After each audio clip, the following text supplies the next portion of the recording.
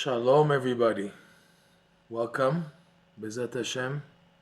We're continuing where we left off in Likutey Moharan, lesson 24, paragraph 8. This is the deepest part of the lesson, and it's so deep that even it connects to the deepest part of the Torah. Also, that's what's unbelievable. He's going, Rabbi Nachman, into the deepest secrets of creation. Before we continue on the next leg, I believe that it is important to give some basic picture of creation as explained by Rav Nosson in the Likutey Halachot. And when you see what he says, then it's easier to understand what Rabbi Nachman, what Rabbeinu is saying over here. So Rav Nosson, he says in the Likutey Halachot that before Hashem actually brought forth the creation, so everything was Hashem, everything was His infinite light. Hashem's light was intense and it was all over.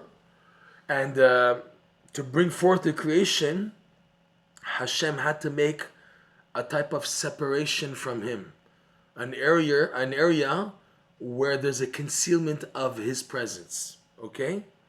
This, Rav Nosson explains, is the root of free will. Free will is that mankind in the creation can choose to pursue the truth because the truth is concealed.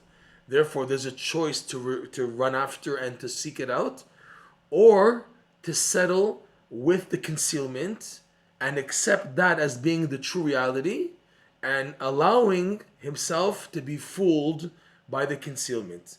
This is the free will, okay? There's room for people to make mistakes, even stupid mistakes. A God-fearing Jew, a believing Jew, when he hears the distorted views of people in the world, whether it's the Gentiles or the Jews who are so off, you begin to wonder, how could they be so stupid? How could you be so stupid? Because like Rabbi Nachman says, it says in one place, that anyone who just looks at the beauty of creation, without any ulterior motives, just with a sincere, honest perspective, you see clearly that there's a God in the world. You see it clearly, Hashem, right?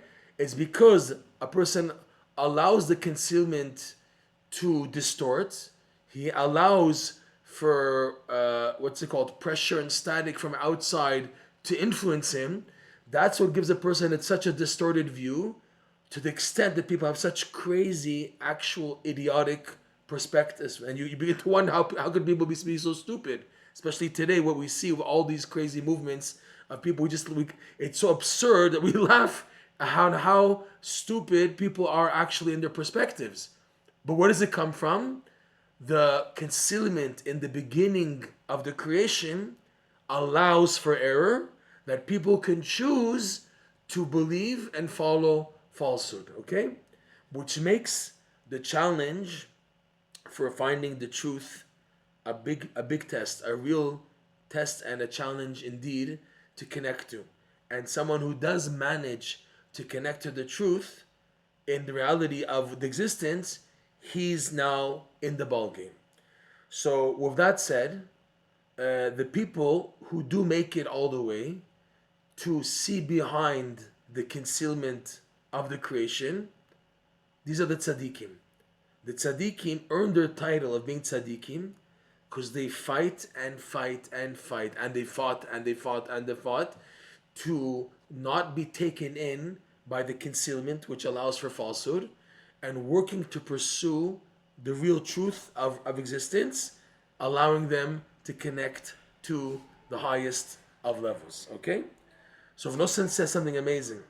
He says that on one hand, there was Hashem's light, and He's the source of life for all of creation. So if now you put a wall of a concealment separating the creation from this life force, how can it continue to exist? If now there's a wall, there's a concealment, and the existence of the creation is dependent on its sustenance from what's on the other side of that wall, and now you put a wall there, so what's bridging the gap? The world should technically, Rav Nosson says, cease to exist. If there's no connector to what's on the other side of the concealment, so it should cease to exist. So if Nosson says something amazing, from here you can understand the verse from Proverbs, from Mishlei, which says, "V'tzadik yesod olam." There's a verse from Proverbs that the tzaddikim are the foundation of the universe. They keep the world in existence. This famous idea that people know, that you have to have every generation 36 tzaddikim. The world will cease to exist if these 36 tzaddikim die. You know, that explains why it was such a crazy time during the Holocaust. So many Jews were being killed, so you have no idea if the 36 were alive, were being taken away, if a new one was being replaced. It was a real mumbled time, right? But in general, for the world to continue to exist, there have to be at least 36 tzaddikim. Rabbi Nachman says more. He's quoting, I think, the Zohar, that there's 36 tzaddikim in the Holy Land, and another 36 tzaddikim in the diaspora, 72 tzaddikim. 36 for Eretz Yisrael, 36 for Chutz La'aretz, okay? What are these tzaddikim? What are they doing? These tzaddikim, these are the ones who are connecting the existence of this creation, which is on one side of the wall of the concealment, to the other side of the wall, which is the infinite light, the light giving sustenance, chayut and shefa, life, nourishment, sustenance, and bounty to the whole world, okay? But because it's two opposites, it has to be in a format called, we mentioned this term, mate vela mate, which means in and out, touching and not touching. These tzaddikim, their connection is in and out. It can't be fixed. Because if it's fixed, then it destroys that wall of the concealment that no longer exists. In order for the creation to exist, you have to have this wall of concealment. But at the same time, it has to be connected, receiving sustenance from the other side of the wall. The tzaddikim do that job. They're the ones connecting in and out. And by doing that connection, they're bringing over life, nourishment, sustenance to the rest of the creation. So yes, it is a true statement based on this presentation that the tzaddikim are keeping the world alive. Yes, because they're the ones who know how to bridge, to connect in and out, okay? This perspective helps us a lot to better understand this deep part of the Zohar. And with this said, we can understand that what Rabbi Nachman is saying here is referring to the greatest of the tzaddikim. This is their accomplishment. This idea of the infinite light, the Keter being bounced back, and then connecting in and out, mate vela mate. We're going to go over these things again. All this refers to the big tzaddikim. Okay, how about me? I'm not there. I'm not there, for sure I'm not there. So what in the world? What do you want from me? What's my role in the picture? So Rav Nosson explains, however, for you to also have your nourishment also coming from the infinite light, thanks to the tzaddikim, it's dependent on how much you are close to these tzaddikim, how much you follow their advice, how much you try your best to do your part. Then the tzaddikim, they have more of a connection to you more than other people in the creation, and you stand out that you get more nourishment than other people in the world. That's why it's such a big thing to be close to tzaddikim. The world, the Torah world, the Litvish world, they talk about Torah study. You make the tzaddikim. What are you guys making so much noise about the tzaddikim? Sit down and learn Gemara. Sit down and learn. Very nice. But I know where I'm holding. If I'm honest with myself, I see how I eat, how I look at women, chas v'shalom, how I think about money, how I have bad attributes. I see where I'm holding, and I can use the Torah to cover it up. But I know the real reality of where I'm holding, and I'm not there. I'm not one of these tzaddikim. So if I'm honest with my perspective, I will learn Torah, but also I will make an effort to come close to these tzaddikim who are in all the way, who do the Mesirat Nefesh, and that's my bridge. The Torah I'm learning for sure will enhance me, for sure, without a doubt. But on condition that I'm also looking to connect to these tzaddikim who are the foundation of the world. The verse reads, Tzaddik yesod olam. The tzaddik is the foundation of the world. He's keeping the world, these tzaddikim, these 36 or 72, they're keeping the world intact, okay, to that connection. So again, Rav Nosson says this is why it's so important that it's not enough just to study Torah and to buy your art scroll set of the entire Talmud and the Midrash and now the Zohar and the Code of Jewish Law. It's great. You have all that. But if you have just that and you don't have a tzaddik in your life, so there's a big chance that you're not connected. You're feeding off what's called the tamtzit. You're like a concentrated, like a drop leftover of leftovers, okay? Whereas now, if you seek out these tzaddikim, you seek to be connected to them, you seek to follow their advice, and the main advice of the tzaddikim is working on being happy. Of all the advice, the one that it boils down the most to, which is the chotemet, which is the, what's it called, like the seal, the insignia that you are really attaching yourself to the tzaddikim, is if you successfully manage to be happy through all the challenges you're going through. Because then you're listening to the tzaddikim. The main advice of the tzaddikim comes out in the challenges you're going through in life. And in the challenges you're going through in life, the main challenge is, are you going to fall down to worry and depression or be simcha? That's bottom line. Bottom line of all challenges in life, are you going to break? Are you going to fall into depression? Are you going to be miserable and add to it and believe in it and get sunken and low esteem because of what you're going through? Or are you going to work to find any way how to be besimcha? Unbelievable. How simcha stands at the pinnacle of everything else in the creation to help you make it in life. That's the main advice of the tzaddikim. That will determine how much they will stick their neck out to save you and help you in your challenges in life. That's why, bottom line of everything is simcha. Yes, it's the key. Yeah, but you got to be serious. You have to raise a family. You have to go to work. It's true. But in the cup of simcha, the foundation is simcha. In that, you put your work, your mathematics, your cheshbonot, you're driving to work, going to the bus. But your cup is being besimcha. You don't allow yourself to be overswayed by the negativity.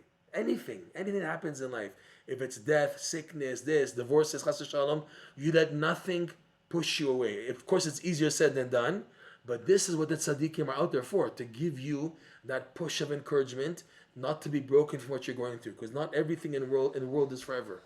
Everything is temporary. In the perspective of Judaism, where we believe in the resurrection of the dead and the coming of Mashiach and the building of the third temple, so everything is temporary based on that. Everything's temporary. When I always make a joke that a Jew who passes on and is buried, it's like a cholent. You cover the cholent in a crock pot until Shabbos morning. So here it's a long-term cholent. The Jew is put in the earth like a cholent for like 100 years, 200 years, 300 years. Okay, waiting for it to come out when the time is right. However it's going to take. Some are already 1,000 years on the earth, like a nice cholent being, cooked spiritually, in other words, obviously, right? Until it comes out. We're all just waiting, hamtana, waiting for that moment, B'ezrat Hashem. So because of that, nothing is permanent. And because nothing is permanent, there's no reason to cry out of despair. There is crying out of yearning for Hashem. There is crying, feeling your distance. There is crying because of that. But the crying, that type of crying, is rooted in simcha. Like the verse reads, Rabbi Nachman brings this verse in lesson 22, Likutey Moharan, B'shimcha yagilun kol hayom. It's a verse, in your name Hashem, we will rejoice all day long. The first letters spell out crying, bechia, crying.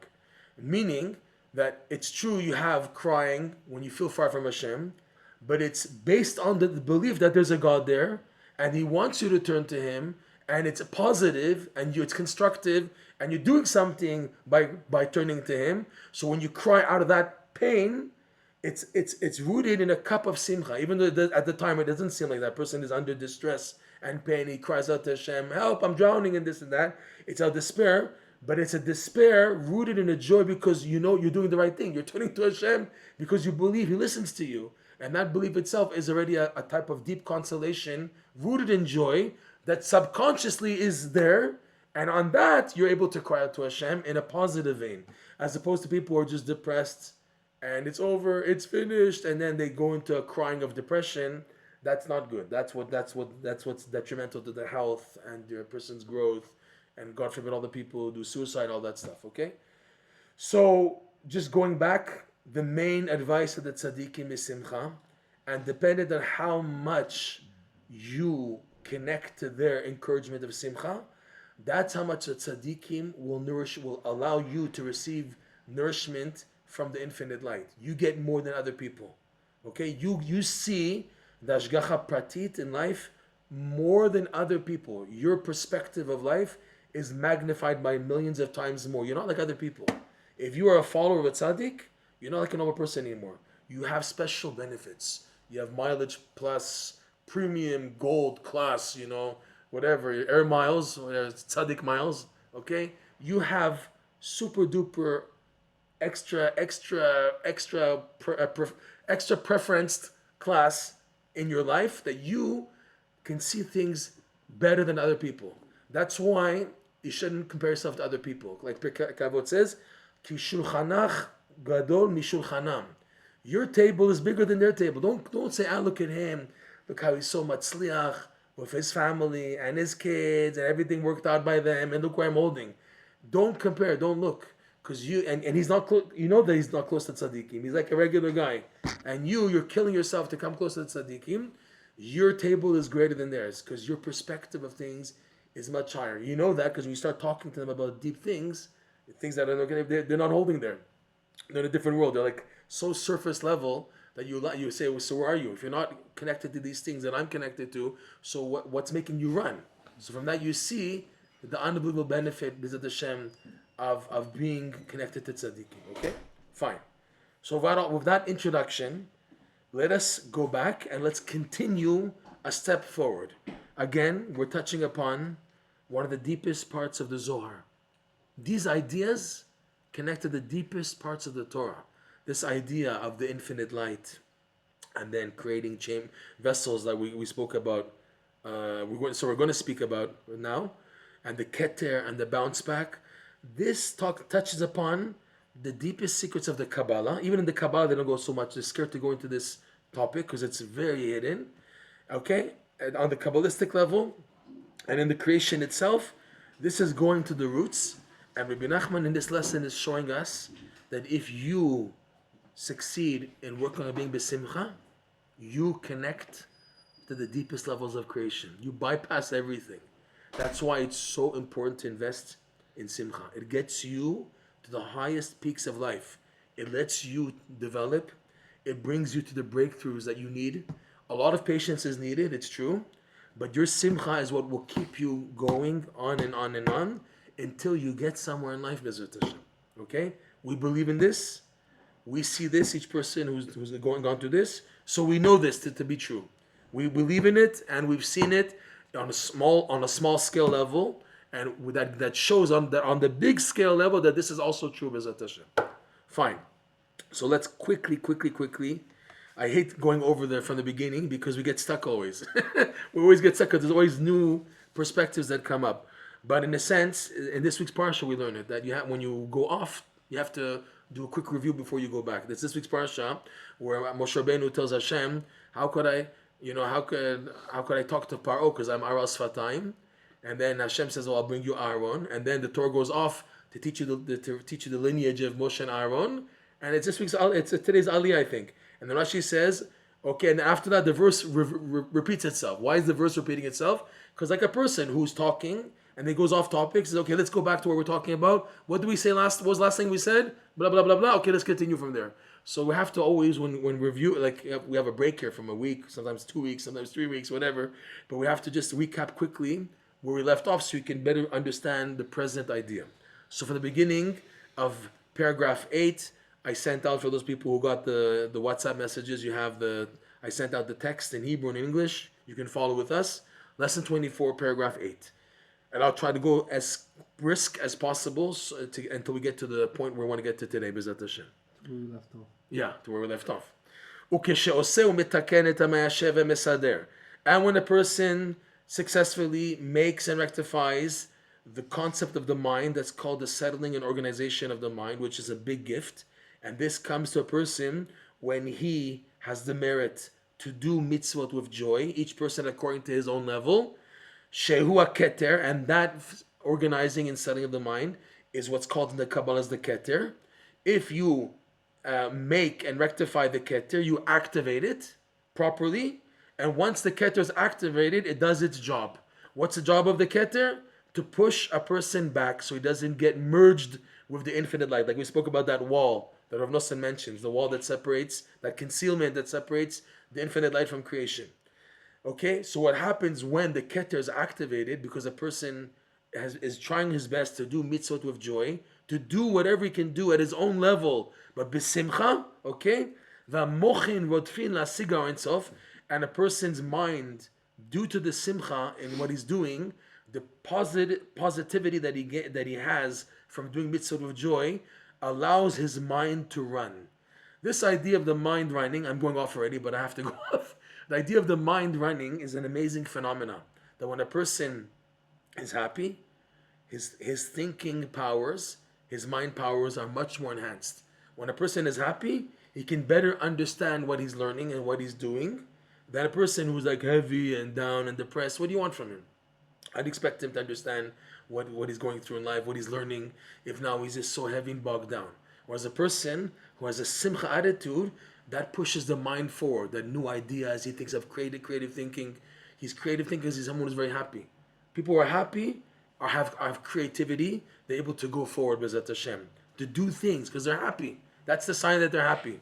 B'ezrat Hashem, that they're always able to do, and that the doing is because they're happy. This is, by the way, a teaching of Rav Zusha Vanepoli. Rav Zusha Vanepoli said, there are 3 things we can learn from little kids. Number 1, they're always busy doing something. Number 2, they're always happy. And number 3, they don't stop nudging their parents until they get what they want. So too a Jew in serving Hashem. Number 1, you should always be busy doing something. Okay? But it's connected to number 2, that you have to be b'simcha. Always be b'simcha. Because when you're b'simcha, you can always be busy doing stuff. Person who's depressed inside, he's just lying in bed, he doesn't want to do anything. He just wants to take a break and everything from life, etc. Right? And number 3, don't give in. Don't give in to Hashem. You don't stop davening until Hashem answers. That's what we say in our davening. Hashem, I'm doing my part, I'll daven. You want to give? Give. You don't. That's your problem. My part, I have to keep on davening.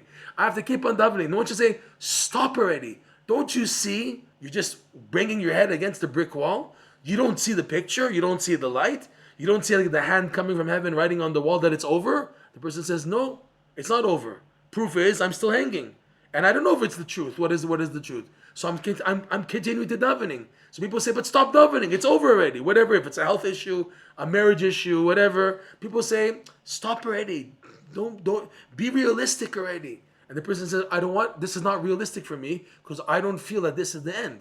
So because I don't feel it's at the end, I have to keep on davening. Okay? So that's what Rizur says from the children. But they're all connected. The simcha of a child, it allows him to always be busy doing stuff. He's always moving around, touching and this and that, because he's happy. Not because if he was sad, the child, he wouldn't do anything. He'd sit in the corner and like the sad face and, not playing with the rubber ducky, not playing with the Lego, not playing with the Mario, just like sad. But someone who's happy is always doing stuff, Baruch Hashem. That's the sign that he's b'simcha, okay? So the mochin rodfin, the person's intellect, because he's someone who's trying to be b'simcha and doing mitzvah b'simcha, so his mind now is pursuing. It's in pursuing mode to try to perceive the infinite light. And like we said earlier many times already, Keter me'akev et hasechel, and the Keter is what prevents the intellect from going forward. Why? Kedei le'ashev et hasechel, in order to make balanced and settled the mind, because the mind not settled can't be a vessel for the infinite light. You want infinite light? You need a settled mind. You can't have a settled mind if you're in running mode. When you're in running mode, which is like to advance, you are not a vessel to receive the infinite light. The infinite light requires you to stop the running, stop pursuing, stop perception, stop perceiving, stop trying to grasp. Nothing. When you're state of nothing, that creates a vessel to receive the light in within it. That's why the pushback is necessary. And through the running and the prevention, the bounce back me'akev, what happens if this running and then being bounced back? There's a smash, there's a hitting force. Azay makeha mochin ba'me'ashev ha'mesader, So, like we said, the person's intellect bashes, smashes into the Keter, which is called the settling and organization of the mind, like we went into many, many times already. And this bashing back, the makkah, this hitting, the smashing of the mind into the wall of the Keter, allows v'nasin hechalin leor ein sof, allows therefore the making of chambers, which is another word for vessels. A hechal is like a room, a chamber, which is a vessel for the infinite light. So based on this, oh, I got something. And he says, no, it's a catch-22. V'afal pichen la yedia v'la yada. Nonetheless, this vessel, this chamber, is not known and doesn't make itself known. In other words, you have no connection to it. It's happening, but you don't see anything about it. All you see is the smash back. Hashem, what are you doing to me? I want to be a good Jew. I want to advance. I want to go forward, and you're pushing me back. And you don't see anything. You don't see the benefit yet. You'll see it afterwards. But at the time this is happening, you don't see anything because the vessels that you're creating are way above your perspective. And even though you're doing nothing, that's how the vessels are created. So you have nothing to grasp. Because on your side also, you're nothing right now. You've been pushed back, like the carpet was taken from under your feet. What in the world? What's happening? That attitude allows for the vessel to be created. So, but even though it's created a vessel, you have no idea what it is. But it's happening, he's telling you. Okay? Kamuva Bazor Parshat Noach, again, like it's brought down in the Zohar Parshat Noach, page 65a. Umigo Hai Prisa. And from within this curtain, while Birdifa Dai Machshava, while this intellect, the mind, is running into it, into the prisa, the wall, the curtain. Mate vela mate, the accomplishment, the result is reaching and not reaching, touching the light beyond the curtain, but not touching, in and out. And like this is what we said last class.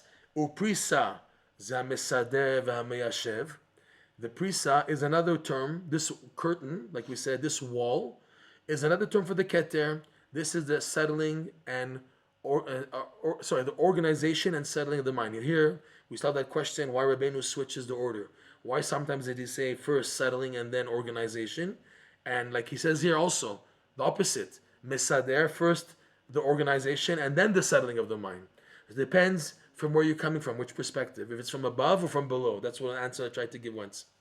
Sheu bechinat Keter, that this is the Keter. So the prisa mentioned in the Zohar there in Noach is another term for the Keter. And we said, like last class, we said, why is the Keter called this curtain? Shu parus, because it's like a curtain which is set up, spread, bein hane'etzalim lebein ha'ma'atzil, between those who were formed, formation, creation, us, the people, existence, where we were formed by a former, we have formation due to a creator, lebein ha'ma'atzil, the one who makes, and between the one who is forming, which is Hashem. So there's a wall between us, and that's the Keter. Okay? So now Rabbi Nachman, he's not quoting the entire paragraph from the Zohar. Okay? The Arizal writes, or Rav Chaim Vital writes in Shar Damot, that if you learn so carefully every word of this paragraph from the Zohar, from the extra words, and from the hints generated by the expression of the Zohar in this paragraph, you come to understand that there are endless levels before even Atzilut. Atzilut in Kabbalah is considered the highest of the four worlds. And yet, from this Zohar, he teaches that even before Atzilut, there are levels upon levels upon levels of existence, between the beginning of the Atzilut and Hashem himself and infinite light, okay? And that's what this Zohar is talking about, what's above that. You would ask yourself, why do I need to know all of this? What does it do for me? So the fact that there exists levels of light, levels of holiness, levels of energy that are above the grasp teaches you that there's always hope. Because the idea of there being hope and no hope is only when you're cornered, when you're stuck. Being stuck is within the parameters of creation. When we say someone is stuck, It's when now with the makeup of the creation of the laws of creation, I'm stuck now. It didn't work out like it was supposed to. A B B blah blah blah. So now it's finished. Now we're doomed. Okay, by telling us that there exists levels that are above that are ungraspable, and there's no rules that I can follow to connect there. That gives you hope. That shows there exists what's above the rationale of the laws of creation, even the highest levels, which the Kabbalah gives rules. There's laws that the Kabbalah gives for Atzilut, these big terms that I have no idea what's flying there, but the Kabbalah teaches how it works, okay? And then but when the Kabbalah says, but there's levels, when the Zohar says, but there's levels which are above this, and there's no grasp at all, okay, so why are you telling me this? To show that even as much as I can, God forbid, feel stuck, it's over and it's finished, there exist levels which are above the grasp, and that itself should open the door for a person to realize that there's always hope, B'ezrat Hashem. And it also teaches that when we tell a person not to give up, it involves connecting to these highest levels. Only the maximum can save a person. Only the max, nothing less. When a person feels screwed up in life, everything just went bad, and like it's based on the laws and structure of society and people and Judaism and Torah, everything went bad. What do we tell such a person? You still have hope. If you bypass all this, don't look at the structure, go above it. That's what he's teaching us here, Rabbi Nachman. To do this though, you need to be pursuing simcha. You need the force of positivity, because the simcha will bring you to what's above everything else, B'ezrat Hashem. Okay? So going back, this curtain, which is the Mesader and Me'ashev, like we said, the settling organization of the mind, and which is the Keter, the term of the Keter, Shu Parus ben Etzalin leben Matzil. Fine, we said that already. And now this is new. In this part of the Zohar, Rabbi Nachman skips like many words, many lines, and he's jumping now to this section of the Zohar. What happens when does that bounce back, and it creates what's called chambers of the infinite light? Okay, chambers. The Zohar says how many chambers? V'itavidu tesha echalin are made. The Zohar says are formed, are constructed what's called 9 chambers. We're not going to go into too much today, 9 chambers, the number 9, because Rabbi Nachman is going to go back to it in the lesson, and there's going to be explained much more fully. Okay, the number 9. What's the number 9? Here, though, we want to focus on the rest of the Zohar. So he says, "Itavidu te'shachalin," 9 chambers which are ungraspable, like we said, they're non-knowable, are made. The love inu nehorin. These 9 chambers, this is the wording from the Zohar, they're in Noach, page 65a. The love inu nehorin. These chambers are above the level of light. The lights. What is lights? Lights is a term for a person's lower soul. The lower soul is called nefesh. The spirit is called ruach. And the upper soul is called Neshamah. The lower soul is called Nehorin. Why?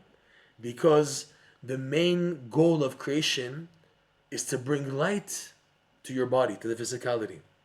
And since the Nefesh is the lowest spiritual existence of man, closest in proximity to his body, that's where light is needed the most. Light is needed dafka in the Nefesh.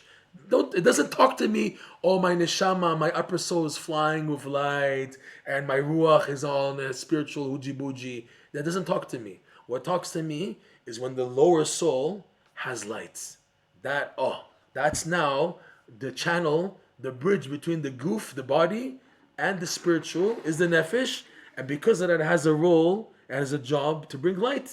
So that's why the Zohar calls the nefesh nehorim, lights. And he's saying here, Rabbeinu, that these 9 chambers are above the lights, vela ruchin, and they're not even at the level of ruach, the spirit. They're way above the spirit even. The spirit, you would think, is movement, is the spirituality where you're able to connect. Because just like the soul, the spirit connects the upper soul to the lower soul, that's ruach, and wind. Wind is movement. It's air movement. So the spirit is called ruach because that's what's doing movement. That part of his spirituality, even on that level, these 9 chambers are above that even. Velan nishmatin, and it's not even the level of neshama. It's way above it. It doesn't go down to the level of neshama. Neshama is considered the part of the soul that has understanding of spirituality, of godliness. The place of the neshama is in the brain. The place of the ruach is in the air, oxygen in the body, and the place of the nefesh is the blood. The blood is the nefesh. The ruach is like in the lungs, bringing in the air that fills in, and the neshama is like the candle burning, the brain, where it's burning the fluids of the body in order to produce thoughts, thinking. That's where the neshama is located in the brain. Okay, so above the nefesh, which is the blood, the wind in the person, the ruach, and the neshama, which is the part of the soul that's connected to perceptions of godliness. Above all 3 are these 9 chambers. So don't even think of connecting to them. They're part of the ma'atzir. The famous analogy from Rav Ari Kaplan in his book, in a few books, but the main one is called Inner Space, where he brings an analogy used by the Mekubalim, the Kabbalists, to give you an analysis how the creation works. It compares the whole creation to what we don't have that much today, what's called the glass blower. You have people who learn the trade how to shape glass. So in order to shape glass, you got to heat it up, and then you blow into it.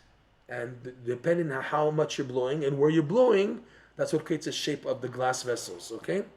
So in the glass blower, you have the person who has the air coming out of the glass blower, okay? Then you have the glass item, where now there's the tube going into it, the air filling it up, and the actual glass filling up until it stops, okay? So the nefesh, ruach, neshama, these lower 3, are all in the side of the glass. The glass being filled and then stopping, that's the nefesh. Nefesh is like shavat v'inafash, to take a break. When the glass is blown to its the maximum that the glass wants it to reach, and it stops, that's called the nefesh. The wind filling it up is the ruach, and the channel into it is the neshama. But now we have the 2 higher parts. That's nefesh, ruach, neshama. Then you have 2 higher parts which are called Chaya and Yechidah. Chaya, Yechidah.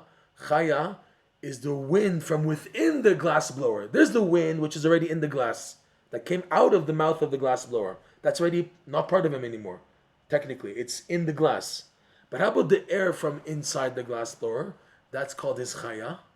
And then the thinking process of the glass blower, how he wants to shape the glass, that's the Yechidah, his unifin. So the unity. So the unity of thought, Yechidah and Chaya, are considered levels of a Jewish Neshamah, which are part of God. All 5 levels are part of God, for sure. But these 2, even on the revealed level, they're part of God. You have no access to them. Every Jew has what's called the Chaya Yechidah of their existence. These 2 levels of the highest part of the soul. There's 5 levels of the soul, from bottom to top. Nefesh, Ruach, Neshama, Chaya, Yechidah. The lower 3 we can access, and if we're lucky, we can feel them, we can relate to them. But the upper 2, which is called Chaya, Yechidah, are way beyond our grasp. Way beyond our grasp. They're in Hashem, like in the glass blower. The air within the glass blower and the thought how to shape it, that's in Hashem. That's our part in Hashem, okay? So these 2 are considered infinite light still. And our part is the other side of the wall, the one that we have access to, is the lower 3, the nefesh, ruach, and neshama, which is all in the glass itself technically, okay?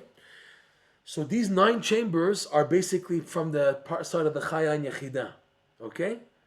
We're not going to the number 9 today, because it's going to be developed soon. The point is to know that it's above the nefesh, the nehorah, the light. It's not even the level of ruach, it's way above it. And it's not even neshama, it doesn't go down to neshama, it's way above it. Veleit man de kaima behu. And there's no one who can stand before it. It's so funny because in Aramaic, man means someone, and in English it's a command. Man in Aramaic is like man in English. You see that? Is that cool? Leit man de kaima behu. And there's no man, there's no person who can stand before these 9 chambers, meaning you're not accessing them, you're not feeling them, you're not in their presence, you don't feel them. Vela mitdabikin, all these terms, these unbelievable terms, they can't be davuk, you can't attach yourself to them. Vela mityadin, and they don't make themselves known, because these levels of the 9 chambers are above everything. That's the whole secret. The whole reason why they help a person to give him infinite light is specifically because that they're so concealed. Because if they become revealed, the person with his blemishes will distort him. If now these 9 chambers have some revelation to a person, it's because the person is coming from such a blemished background and a blemished existence, and he tries to grasp it, he'll only make a deficiency and ruin it, and it's doing its job to help a person. So it's best that they're kept secret as possible, okay? That way they can do their job of helping the person to receive the infinite light in his life, okay? But the idea here is that when I'm having a setback, this is what's happening. I'm creating 9 chambers. Now Rav Nosson says these 9 chambers correspond to the 9 levels of holiness that were in the Beit HaMikdash. The Beit HaMikdash had 10 levels, really. The 10th level is considered the Holy of Holies, where the Kohen Gadol, Aharon, would only go in once a year. Lifnai v'lifnim, once a year, he would go in, and with Ketoret. Don't forget, he went in with the Ketoret, because the Ketoret is the key. The Ketoret, which brings the simcha, is the key for Aharon HaKohen to go in on the holiest day of the year into a place which is above space, above time, it's above everything. Even in the Mishnah, it says the dimensions of the Aharon don't match the dimensions of that room. It was so small, and yet the Holy Ark, with its long protruding, sticks to carrying it, they were sticking out. In other words, they didn't fit in, and yet it fit in. It's like above time and space, that little room, because he went into a level which is beyond everything else, and from there to activate forgiveness from Israel, even for the worst sinners, to activate forgiveness on Yom Kippur. Is that amazing? To show you again the idea that there's always hope, but in order to connect to the always hope, you got to go what's beyond the ramifications. The thing is, the only way to get to it is you have to have a section of life, of the world, of the Torah, that has laws, halachot and everything, permissible, forbidden, okay, not okay, kosher, non-kosher. You have to go through that in order for there to exist the part which is above that. Okay? So we tell people that they're blemished and everything and they're far. It's because based on the Torah, they're far now. Now, if they sincerely want to come back, and they're sincere and they're honest, they want, so then we said, okay, so if that's the case, there's a level that bypasses these laws, and only from there can you access the help. And that was what the Kohen Gadol did on Yom Kippur. Okay? So number 10 is considered the Holy of Holies. The other 9 are from the Hechal down to the rest of Eretz Yisrael. Eretz Yisrael, the land of Israel, up to the Hechal, which was the room before the Holy of Holies, which had in there the menorah, the altar for the Ketoret, and the lechem apanim, the bread, the 12 loaves of bread, right? That was level number 9. It's from those 3, okay, which is, by the way, how we get the number 9 here. I'm just cheating a little. The number 9 is made from the menorah, from the Ketoret altar, and from the lechem apanim, the showbread table. Those 3 being intermingled create the number 9, allowing for what the Kohen Gadol does in the Holy of Holies. It goes through these 3, and even these 3 are not accessible. Only Kohanim can go in that room. Not every Kohen. Specific Kohanim can go in that room also, but that's where the light and atonement shines to the rest of the world, from the Holy of Holies through the last room of the 9. The culmination of the 9 is the Hechal with those 3, and the light that the Kohen Gadol activates in this room that no one knows what in the world is happening there. Even the Kohen Gadol himself doesn't know what's happening. That's how far it is from where he's holding. It's so way above, but it comes out and then activates forgiveness and rectification for the rest of the world. So here also in the Beit HaMikdash, you have this idea of the 9 and the number 10, which is the Keter, and dividing the gateway to the infinite light. That's crazy. They have a place in the world, in Yerushalayim, the place of the Beit HaMikdash, the place of the Holy of Holies, the place of the Ark, that even though it's a physical place, it's connected to the infinite light on this world. It's a gateway to the infinite light, and it's still here. It's still here. Okay? And when all the Jews daven, what do we face? Every Jew in the world faces Israel. The Jews of Israel face Yerushalayim. The Jews of Yerushalayim face the Beit HaMikdash. The Jews davening by the Kotel, what do they face? Towards the Holy of Holies. Well, that's where this place is, of the place of the Ark, of the Evan Shetiyah. And that's showing that all our davening is to connect to the Keter. To get to the Keter, to get to infinite light. Because again, that is our only way for hope.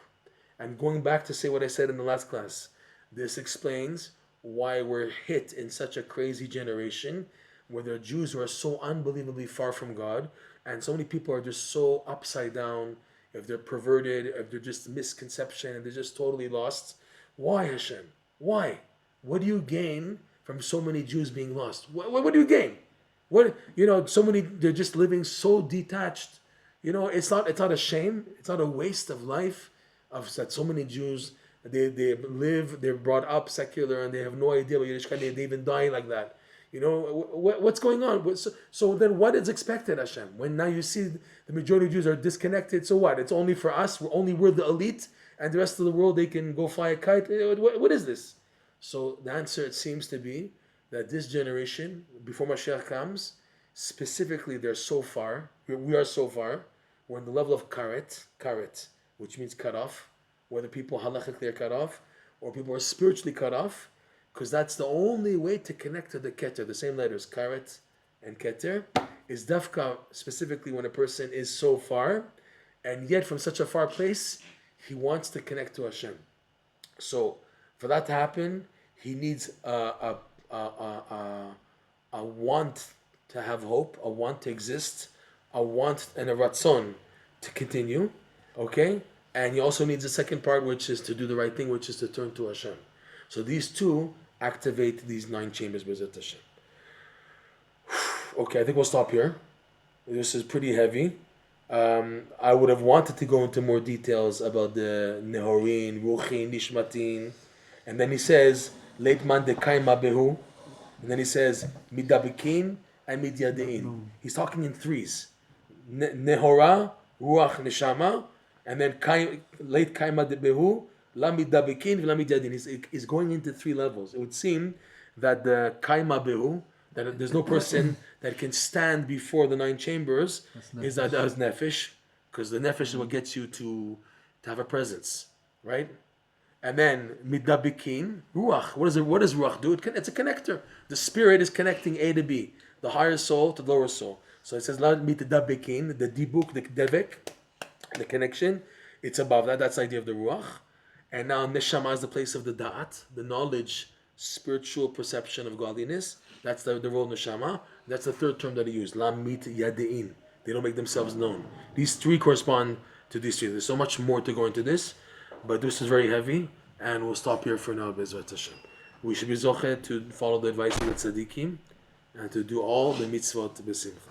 Thank you for joining, and just to say it, I want to just make this clear that everything here is from Likutey Moharan lesson 24 in Likutey Moharan. If you would like to follow up and see this lesson inside, you can go to the following link. You can type in lesson 24, lesson, and then the number is 24, dot Breslov Therapy, BRESLOV therapy.com. And once again, a lot of work goes in preparing these classes, and then recording them, uploading them, spreading them, the feedback, getting back to people. It's a full-time job, so your support is appreciated. You can send support through the following link also, donate.breslovtherapy.com. Thank you so much. Have an amazing week. And don't forget, we're going to get out of this galut b'simcha. Ki b'simcha tetzeu b'ezrat Hashem. Shalom, shalom. Wow. This whole 2 years is a build-up for this, huh?